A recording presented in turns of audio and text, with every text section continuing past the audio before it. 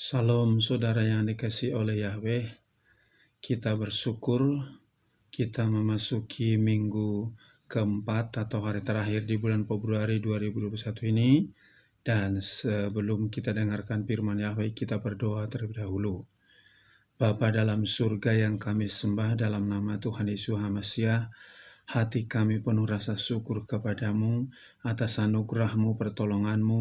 Engkau masih memberikan kami kuat dan sehat. Dan saat ini kami mau dengarkan firman-Mu. Roh Kudus urapi kami agar kami dikuatkan, diteguhkan lewat firman-Mu. Kami sambut firman-Mu dalam nama Tuhan Yesus kami berdoa. Haleluya. Amin. Sekali lagi salam.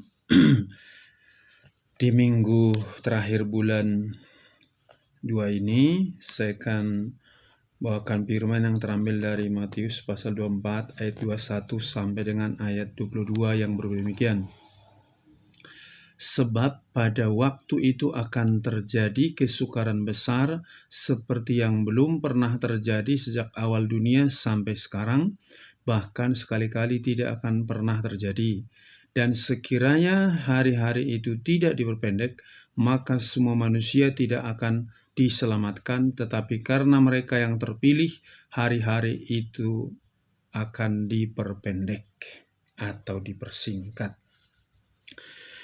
Pada kesempatan ini kita perhatikan rasanya waktu begitu cepat berlalu. Kita baru memasuki tahun 2021 ini pada waktu Januari, sekarang sudah bulan Februari dan sudah hari terakhir. Pada kesempatan ini saya akan membawakan firman yang terambil di dalam Matius tadi. Temanya adalah pergunakan waktumu dengan baik. Sekali lagi, pergunakan waktumu dengan baik. Dikatakan tadi bahwa karena orang-orang pilihan, maka hari itu diperpendek, artinya waktu itu dipersingkat. Nah, untuk itulah kita tahu waktu sama dengan masa atau zaman atau kesempatan. Kita tahu hari ini kita nggak bisa ulang besok. Hari kemarin kita nggak bisa ulang hari ini. Jadi kalau ada kesempatan bagi kita hari ini untuk melakukan yang benar, lakukanlah. Siapa tahu besok tidak ada kesempatanmu lagi, atau mungkin Yahweh panggil engkau, berakhir hidupmu, tidak ada yang tahu. Nah, mengapa kita harus menggunakan waktu dengan baik? Karena di ayat 22 tadi, waktunya dipersingkat. Karena waktunya dipersingkat, jangan berleha-leha, jangan santai-santai, nanti ajalah, besoklah, lusalah, minggu depanlah, nantilah bertobat. Tahu-tahu tiba-tiba Tuhan Yesus datang jemput engkau. Kalau engkau tidak punya persiapan, maka engkau akan tertinggal. Yang kedua, kenapa kita harus menggunakan waktunya dengan baik? Karena kedatangan Tuhan Yesus itu datang dengan tiba-tiba seperti pencuri. Dalam Matius pasal 24 ayat 43 sampai dengan ayat 44 yang berbunyi demikian. Dan kamu mengetahui hal-hal itu, bahwa jika seorang tuan rumah sudah mengetahui pada jam berapa pencuri datang, ia akan berjaga-jaga dan tidak akan membiarkan rumahnya dibongkar. Sebab itu kamu juga bersiap sedialah, karena Anak Manusia datang pada waktu yang tidak kamu duga. Ditegaskan di sini, Anak Manusia atau Yeshua HaMasiah datang pada waktu tidak kita sangka-sangka. Tapi kalau kita gunakan waktu kita dengan baik, melakukan yang benar, melakukan yang kudus, kapanpun dia datang, kita nggak perlu takut. Sebab apa? Kita ada persiapan.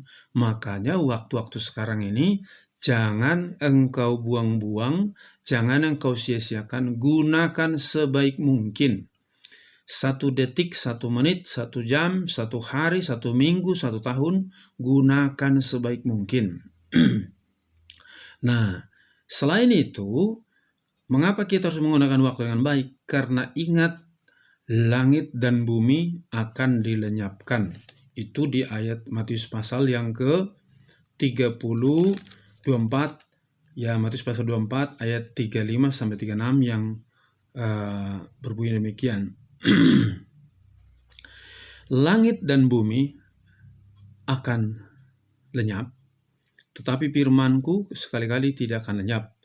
Namun mengenai hari dan saat itu tidak seorang pun mengetahuinya, bahkan para malaikat di surga pun tidak, kecuali Bapa-Ku saja. Kalau langit dan bumi akan lenyap, kira-kira mau pindah kemana?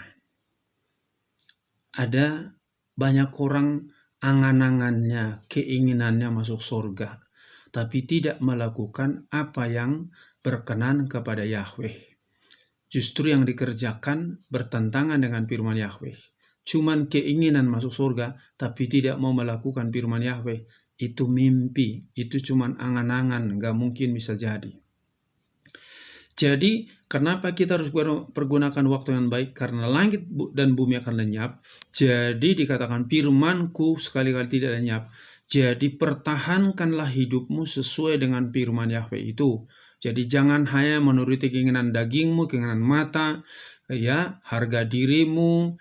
Engkau hanya berfokus di situ saja, berlomba mencari uang, berlomba mencari harta supaya engkau dihargai orang. Sorry, ketika nanti Tuhan Yesus datang, itu semua lenyap, nggak ada gunanya itu, dan nggak bisa bawa kau masuk surga. Tetapi jika waktu-waktu sekarang ini, apa yang harus engkau kerjakan? Belajarlah bagaimana engkau menggunakan waktu itu dengan baik. Pertama-tama, cari dahulu kerajaan Elohim dan kebenarannya, maka semua ditambahkan kepadamu. Itu dalam Matius pasal 6 ayat 3. Kalau zaman-zaman sekarang ini, harusnya engkau begitu bangun pagi, engkau doa, baca firman, dan renungkan firman itu, hidup sesuai dengan firman itu sepanjang harimu. Yang kedua, apalagi yang bagaimana engkau menggunakan waktu dengan baik, hidup bergaul dengan Yahweh itu seperti yang dilakukan oleh Nuh. Dalam Kejadian pasal 6 ayat 5-9 yang berbunyi demikian. Dan Yahweh melihat bahwa kejahatan manusia demikian besar di bumi, dan setiap angan-angan pikiran hatinya semata-mata jahat sepanjang hari. Dan Yahweh menyesal bahwa dia telah menjadikan manusia di bumi, dan hal itu telah memilukan hatinya. Dan Yahweh berfirman, Aku akan melenyapkan manusia yang telah Kuciptakan itu dari muka bumi, dari manusia sampai hewan, sampai yang merayap, dan sampai burung-burung di langit, karena Aku menyesal bahwa Aku telah menjadikan mereka. Namun Nuh mendapat kasih karunia di mata Yahweh. Inilah silsilah Nuh. Nuh adalah seorang yang pria yang benar. Ia tidak bercela di antara orang-orang sezamannya. Nuh bergaul dengan Elohim. Jadi di saat-saat sekarang ini, menantikan kedatangan Tuhan Yesus yang kedua kalinya, engkau harus bergaul dengan Yahweh itu, artinya banyak bersekutu dengan Yahweh itu, renungkan firman Yahweh itu, hidup sesuai dengan firman Yahweh itu, maka engkau akan diselamatkan. Zaman Nuh manusia dihancurkan, tapi keluarga Nuh diselamatkan. Karena apa? Dia bergaul dekat dengan Yahweh itu. Hidup bergaul dengan Yahweh itu yang harus kau kerjakan sekarang ini. Jangan mencari kesenangan pribadi karena tidak ada banyak pekerjaan, karena tidak pergi ke sekolah, maka engkau hanya main game, nonton TV, berulang-ulang, berjam-jam. Engkau tidak bergaul dengan Yahweh, tapi hanya melakukan yang tidak benar. Coba bertobatlah. Yang ketiga, bagaimana kau menggunakan waktu? Setiap waktu engkau hidup seturut dengan firman Yahweh dan dituntun oleh Roh Kudus. Kita tahu ketika 5 anak darah yang bodoh dan bijaksana, yang bijaksana membawa yaitu pelita dan minyak. Pelita itu bicara firman, minyak itu bicara Roh Kudus. Ketika mempelai datang, orang yang mempelai wanita yang bijak itu bisa masuk ke dalam karena sudah punya pelita dan punya minyak, lampunya tidak mati. Di saat-saat sekarang ini, engkau juga harus gunakan firman dan hidup dalam pimpinan Roh Kudus. Nanti boleh lihat itu dalam Matius pasal 25 ayat 1 sampai dengan 4 dan ayat 13.